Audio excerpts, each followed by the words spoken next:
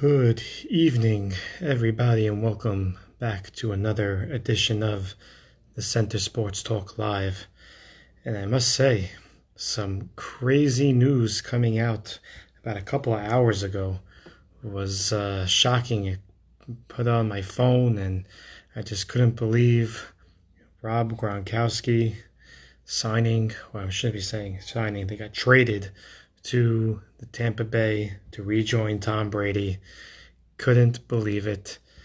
I know he was doing WWE wrestling just about a week ago, but I guess this deal was under the works, and I think the only team that he wanted to join was Tampa Bay, and obviously we know the reasons why, but just couldn't believe it. I didn't even know it was happening. But that's what's great about sports when you don't know it's in the works, and all of a sudden you get that alert on your phone from whether it's from ESPN or whatever Bleacher Report or whatever it is, and it just pops up, and you get that shock factor, like wow, I can't believe that just happened because I didn't see that one coming. And with the draft coming up later this week, makes it interesting. So obviously, Tampa Bay is going to be a decent team. Their betting odds obviously went, for possibly winning their division, and I guess we'll see what shape Gronkowski is in. And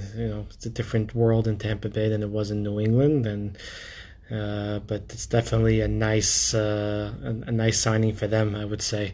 But yeah, that was some nice, shocking sports news right there. Um, busy week, busy week. Today's guest is Abie Rosow. I've gotten to know Abie Rosow over my many years at the center, and I gotta say he is a workhorse. He is he lives, eats, sleeps basketball, and his motivation, his drive. Um, if you ever watched him coach, you just see he just even on the sideline as a coach, you see him giving 110% to the kids, and the kids feed off it because they see the adrenaline going through his body, and it's almost like he wants to metamorphosis into the court to play the game with them. So, a tremendous guy. We're going to speak to him very shortly. I also want to thank my guest yesterday, Matthew Blittner. Um, he gave us a lot of insight on hockey, something that's definitely not my forte. He relived the moments of the '94 Rangers winning the Stanley Cup. We talked about his books that he wrote, Unforgettable Rangers, Islanders, and Devils. And yeah, so I want to thank him, and shout out to Moses Smecki, DFNE, rocking the sweatshirt today. Thank you. Good stuff, guys. If you haven't gone on to that website, definitely go on and see it. Some great sweatshirts. Very comfortable, I can tell you that. All right, so that brings me to my guest, Mr. Abie Rosow. Let's try to get him on the line and pick his brain. Let's see if we can find him. Abie Rosow. Hello, Abie. Hey, how's it going? What's going on, man? How you doing? How you doing? I'm good. Another day in paradise, my friend. First and foremost, how are you? How's the family? How's everybody doing during these times? Thank God. Thank God everything's okay. How about you? Hanging in there. Doing a sports show when there's not much sports going on is definitely not easy. But when you get breaking news about Rob Gronkowski signing with Tampa Bay about an hour ago, at least it gives you a little bit something to talk about. And having you as a special guest makes it amazing. So, first and foremost, a lot of everybody pretty much knows who you are, and your basketball. I'd like to say that basketball guru, but just you live, eat, sleep basketball. And I've always seen you in the center, working on your game, building your craft, and I just want to know, as a kid, what made you go into this sport? Like, what passion did you get out of playing basketball? No, so yeah, so everything you said is true. Yeah, so When I was just very young, I got into playing. I started playing a lot, and I realized I loved it, but I really had to work at it to get better. So, and I realized there's a certain level of commitment and things you need to do to get better. And it's not just about playing; it's about really, if you care about it, like I did, it's about making it into a lifestyle. So, like you said, eat, sleep, whatever. Everything really matters. What you eat, what you put into your body, not just the playing, it's the working on the skills. It's working on your body, conditioning, getting yourself in the right shape to play. Um, putting that all together and then being able to go out on the court and then get better. I realize it's something that's something that you could really work on. So it's something that you can really get better at. So the more work you put in, the better you're going to be. And I realized that at a young age. So, if somebody's better than me, all right, I'm going to go outwork them. I'm going to get myself better. Because when I was young, I was I had the IQ and I was okay, but I wasn't that skilled. So I really need to work on my skills to get myself better. Mm-hmm. So I realized that when I was younger, and I just kept working at it. No, I mean, those are words to live by, kids, because, if you work at it and you make it your lifestyle and it's something that you really want, whether it be in basketball, baseball, and any other craft in the world, practice makes perfect. And if you live it and you accept it, you God willing turn out to what you want to be.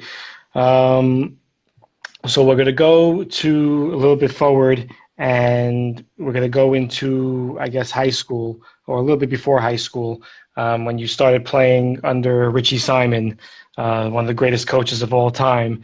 I believe he's on here now. He's watching. But how was it like, playing for the Wildcats, a prestige name, and the Grizzlies, and under his tutorial? Because not everybody is blessed to be coached by Richie.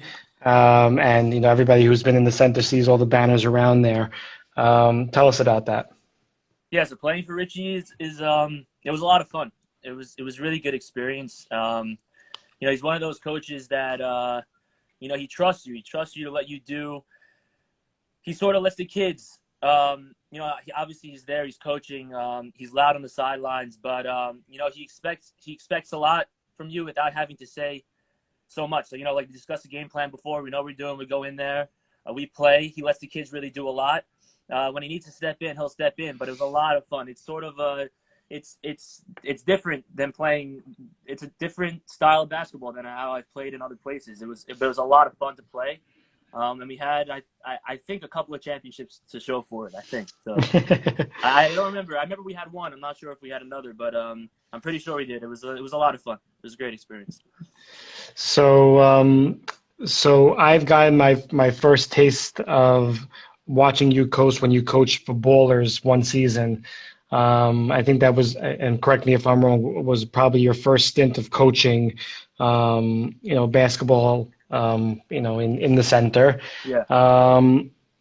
Tell me, what that was like, coaching, fifth grade, basketball with kids who you may have known, may not have known, and their skill levels and whatnot, and, the parents being around, and that was your first taste of the coaching experience of what you would get yourself into later on. Yeah, so that experience, it was a lot of fun. We went all the way to the championship. We lost, but it was a great experience. Meeting those kids. We didn't have practice or anything like that, so we're able to, a few minutes beforehand, quickly talk and put something together. What we're going to do, our game plans are going to be, and go out there and compete. And the Ballers program is a really nice program. What you guys put together, we didn't have that. As much basketball as I played, I didn't have that. So Right. it was a lot of fun. It was a lot of fun to coach in those games, and I got my first taste for what it's like to have parents, on the sidelines going crazy, getting into it. But it's a lot of fun. There's some funny comments coming in as we're as we're writing in. There's the Abie versus Jack. When you Oh, guys right. That coach was versus each other was nice and very loud the way you guys coach, because you guys, like I said, you're not that type of coach that will, sit on the sideline, draw the X's and O's without, you see the passion, and I think the parents see it, and I know I definitely saw it, and I got my first taste of what you can become and what you did become going forward. And after that, I believe you had your first stint with Barkai, and coaching in the middle school division. Yeah, Um, and now you are the head coach of the JV Flatbush Falcons in high school, correct? yeah. So tell me a little bit of a difference of coaching middle school and now high school, because now obviously there's competition no matter what, with the kids playing. But is it any different having to coach now middle school versus high school? Tell me a little bit about that. Yeah, sure. So right after that, I went to coach the middle school team. Um, to be honest, there's not a huge difference. I realized my game plan. I mean, every team is different how you're going to coach them, and everyone has different personalities.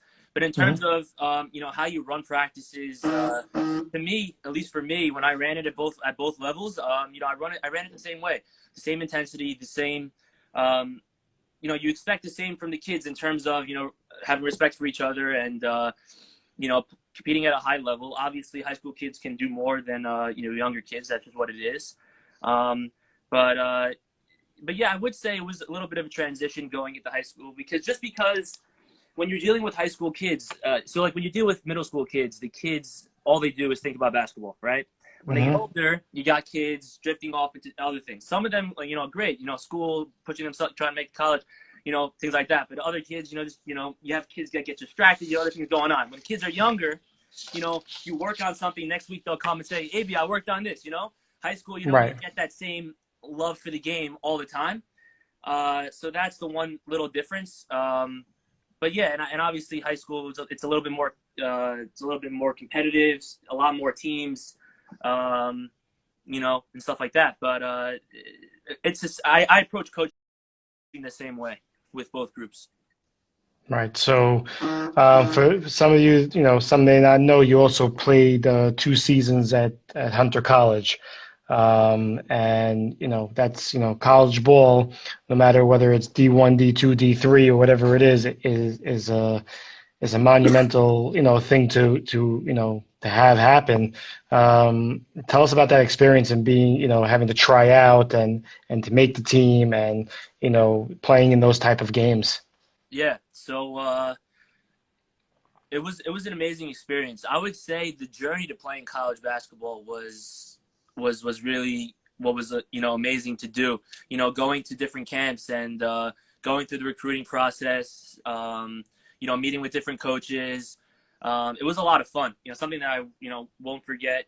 Ever. Having different coaches. Whether having some schools not be interested or having some schools reaching out to me and getting Hmm. the first letter and all that stuff. It's just it was so much fun. And then when I decided to go to Hunter and I played at Hunter, it was awesome. I would say it was a huge wake up call for me coming from playing it at Flatbush. We practice 3 times a week at Flatbush. At Hunter, you practice 6 times a week. Wow. In college, you practice 6 times a week no matter where you go. Um, and it was a big adjustment for me, but I learned a lot. It was an amazing experience. Um, getting to learn from all these players. Because in high school you know all the kids. Now you have when you go to college, for the most part, you got the best player on all these high school teams all going to one team now, Right. right? So now some of those best players will become the best players in college on that team, but then some of them, like me, you have to sort of find a different role, right? And Hmm. try to learn different things, and the coaching was different, and the intensity was different, and the expectations were different. um, yeah, so it was just it was a great experience, all around. No, that's it's amazing. I didn't even know that they practice 6 times a week. So I don't know if Yeah, I would be be able to handle it. But yeah, that's listen, you got to put in the hard work, and it's pretty amazing. Um, People also may not know that you've also played in the Maccabi games earlier on. And you played, I think, in Chile and in Jerusalem, in Israel. Tell us about that and, playing overseas and playing in these type of tournaments. yeah. So one thing I will say, for people listening, kids, about taking advantage of opportunities. So I never heard about these Maccabi games or anything. Maybe I should have, but I didn't. I was fortunate enough in sophomore year to get selected to the All Star game. Now a lot of kids get selected, they go. but I don't know how many people take it that seriously. So for me, I know you know me, I take games seriously no matter what type of level it is. I remember playing, my hard and playing really well. And, that night I got a phone call from somebody from Florida, the coach from Florida, who was coaching this Maccabi team that was going to Chile, saying that he was watching, he was recruiting. He was watching on like a live stream, and he was recruiting, and he Wow. saw me playing, and he wants me to play. Now, I had no idea. I didn't know he was watching. I knew nothing. Just because, it's just about being in the right place at the right time and taking advantage of opportunities. Something that I always try to think about is like there's always somebody watching, and even and you have to put your best out no matter what. Do it for yourself, but also Of course. those things like that. So when I got that, I thought that was pretty cool. So I ended up I went to Chile. So for those that don't know, so they have the Pan American Games, and Hmm. you have countries, so it's the Jewish Pan American Games. So you have countries Right. coming from around the world. It was in Chile that year, and it was an amazing experience. I got to go to another country, got to play overseas. It was different rules, the different basketball, the different types of things. We got to tour, got to meet I got to meet kids from, there was a All few kids from over. New York, but Yeah. it was kids from all over, the U.S. playing on my team. But then I got to meet kids from around the world too, so that was pretty cool. And then, I heard, so because of this opportunity, I played there. And because I played Maccabi, I was in the system already. I knew about, the big games that happen every 4 years in Israel. And I tried out for that. And that was intense. I didn't have to try out for the Chile one. They found me and Right. asked me. That team wasn't that good. Relatively good. The Right. Maccabi team, when I went to Israel, it was 12 of us. They had tryouts in Philadelphia and in LA. And, there's 90 kids total who tried out, and there was 12 kids who made it. And Right. after that, after the season's over, we found, out of us 12, 11 out of 12 of us all played college basketball. Three or four of us, including me, played Division III. You have about 5 or 6 kids who played Division I. Hmm. And those kids, it was the most talented team I've ever been on in my Wow. life. So, it was a crazy experience, seeing other Jewish kids, from the U.S. playing on my team, all going, mid-level Division I. And, there's actually one kid who's playing at Stanford. That's pretty cool. Wow. Yeah. And, so that was a great experience going over there, going to Israel. Obviously different than going to Chile, going to Israel where, you want to be, everybody wants to be there. It was great to see, some guys on my team have been there before, but some guys haven't. You try to teach them certain things and, learn about different, different people and their cultures within Judaism. So that was amazing. That was Now great. that's it's definitely something to make it understand if you have the opportunity to do something, then don't pass it by. And like you said, just being in the right place at the right time, and you never know who's watching, and all of a sudden you get a call from a random call that you never think you would get, and it just opened up more opportunities down the line. So it's funny. Someone just wrote, did you have any competitors playing at Hunter? Um, what do you, Meaning, like, and like, I guess any like, what would be Hunter's rivalry, I guess you should say, oh, versus who? so Hunter's on 68th in Lexington in the city. So Baruch is on 23rd in Lexington. So every year they'd have Battle of Lexington, Baruch and Ah, Hunter. Yeah. So that was that's our cool. rivalry. Yeah. Someone's asking, what position do you play? Yeah. So that's actually a good question.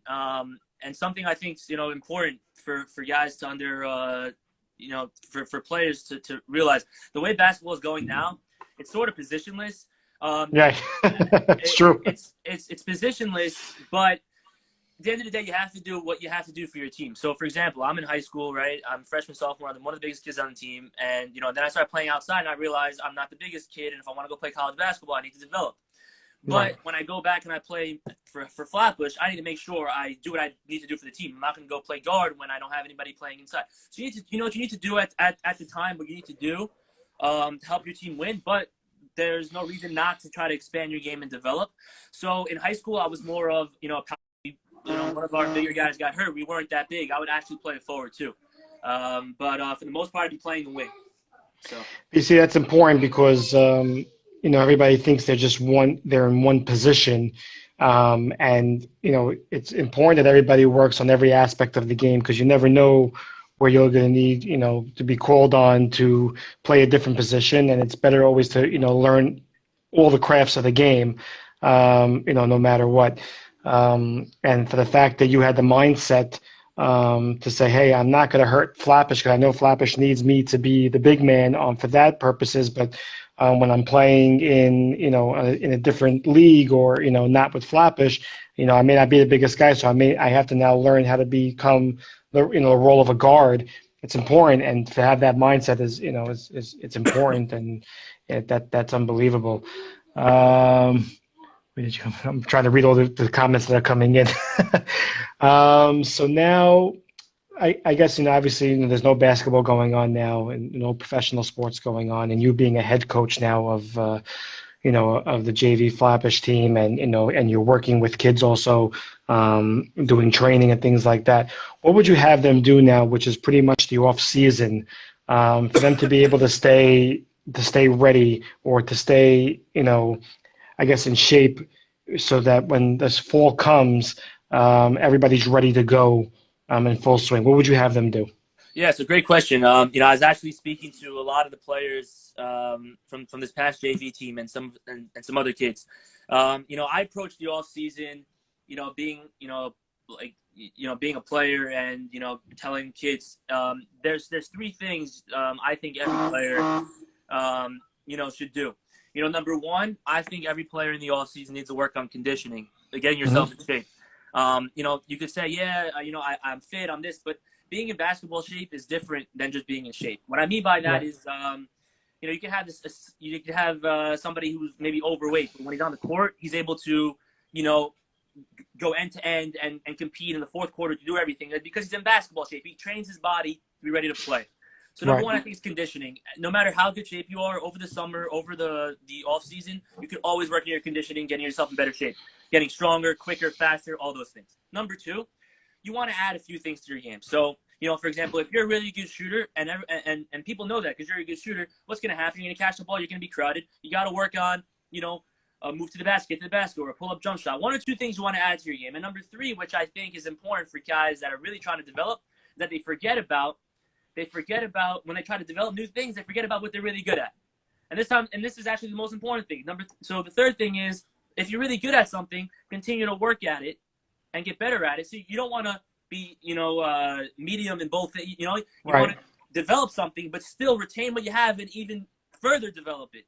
Hmm. So I think you work on those three things. And now being, everyone's stuck at home, I think the conditioning and the ball and ball handling are two things that you can do no matter what. You tell me you Right. can't run outside, you could do straight training inside.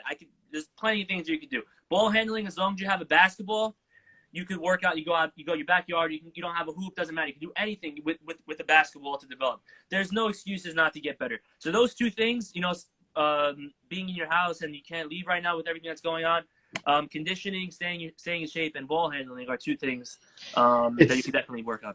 it's important that people hear that because coaching, especially with children, um, a lot of them just think they got to pick up a basketball and need a basket. I got to shoot. I got to practice my shooting and shooting and shooting and shooting and shooting. But at the same time, conditioning is probably one of the most important things out there. It's funny. We had Tamir Goodman on last week, and he was saying when he went to try out for the Maccabi Tel Aviv, David Blatt, the coach at the time, just wanted him to see how fast he could run from sideline to sideline. And he didn't even make him pick up a ball until about a half hour to 45 minutes into the tryout. And, that was amazing because you automatically assume basketball, I got to know how to shoot. I got to know how to do all these things. But there's so many other things prior to that, and conditioning being one of them, being able to run up and down, and the endurance is tough because if you only can go one or two times down the court and you're huffing and puffing, that you're not going to be able to withstand the rest of the game, and it's a valid point. And I'll tell you something about conditioning. A lot of it is mental because what what'll happen and what's so important when you're working on conditioning by yourself and everything preparation to playing games. It's really challenging yourself as much as you can so that when you come to a game, you're prepared. For example, like for kids going from middle school to high school, it's a big jump. Even from when I went Mm-hmm. from high school to college, um, it was a tremendous thing for me because all of a sudden, the way we're practicing 6 days a week, in the first 2 weeks, you mentioned no basketball. We weren't doing a lot. He just wants to see who could, fight through these first 2 weeks and get through this, and Mm-hmm. then we're gonna put it. And then the complexity of understanding, game plans, and then you have to compete against these, guys 3 years older than me that are, like 2 year starters and all these other things. So it's memorize. You have to remember plays, you have to do Tough. all these things, and at the same time, you're battling through conditioning. And I wasn't in shape at that time going into freshman year. I didn't know what to expect. So preparing yourself during this time is huge. For me, I was able to adjust, and going to my sophomore year, I was much more prepared. But Right. you don't want to get hit like that if you could help it. So.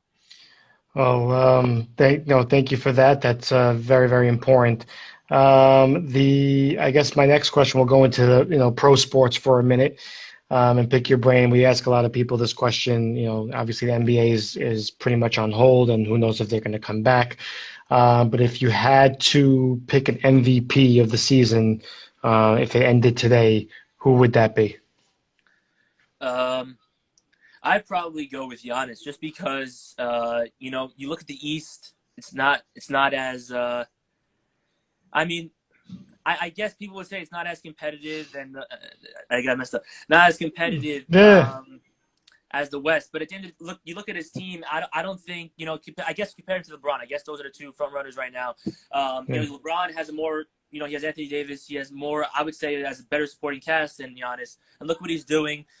He's the best team in the league, right? You can't argue with that. Hmm. And he has Chris Middleton, but he's not as good as Anthony Davis and the rest of their team. So I would go with him. I think the way he he does all things like LeBron, I would say, except he's not able to shoot as much. Right. It's just because you say he's MVP this season doesn't mean you're saying he's Better than better him. than LeBron, which I think LeBron's better. But I don't, it's tough. It's tough. Tough one. It's funny because everybody who I have this debate with, and I have the same points as you do. I think Giannis has the slight edge over LeBron for the same exact reasons that you said. Because if Giannis were to leave the team or get hurt or whatever the reasons are, and that team is nowhere near as competitive with him off the court.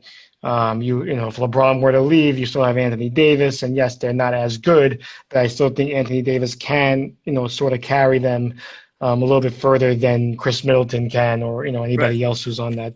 So, I totally agree. Yeah, Abie, I just want to say, thank you so much for coming on to the show. I really appreciated your words of wisdoms and what you're doing for the kids, and watching you grow into who you are today is amazing. It shows that if you work hard and you put your mind to it, you get the results, and you should be proud of what you're doing, and proud of where you are. And I wish you continued success. And wishing the Flatbush Falcons next year a tremendous season. Just off the bat, I don't even know how it ended because I'm not in the high school world just yet. But how was this season with Flatbush?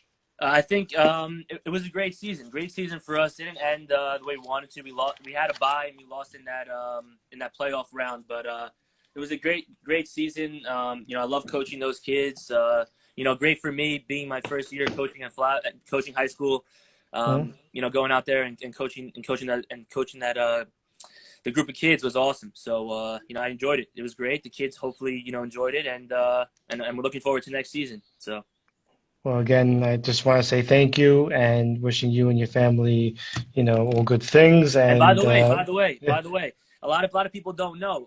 The reason why I was able to work so hard in my game in the center is because early on I made friends with you and all the janitors, and they let me go when no one else is allowed. I would go early morning, late at night. I used to be next to you every day until you said just come. That's it. Yeah, it's good to have connections, but I'm happy that myself and Richie and everybody, hopefully, played a part in that role. And the center is definitely an important, institution, and that's where we hope that people, build their craft, and we hope that the building gets open sooner rather than later, so everybody can be flocking to the center to play ball. But again, and the comments are coming in strong. The kids love you, great, best coach, and I don't disagree. And like I said, he gives you all heart and 110% every single day of the game, and we appreciate it. Thank you so much. All right, thank you. Have a good one, man. Yeah, that was Abie Rosow. That's funny he brought that up. I totally forgot about that stuff. But like I said, he's just full of energy, loves the game of basketball, so much to give to the kids, whether in middle school and high school. And yeah, he was a workhorse, being in the gym nonstop every morning, working on his craft, and was focused, and determined to get where he wanted to get to. And that's amazing. That is, I'm proud of him, and he should be proud of himself too. So like I said earlier in the show today, big news coming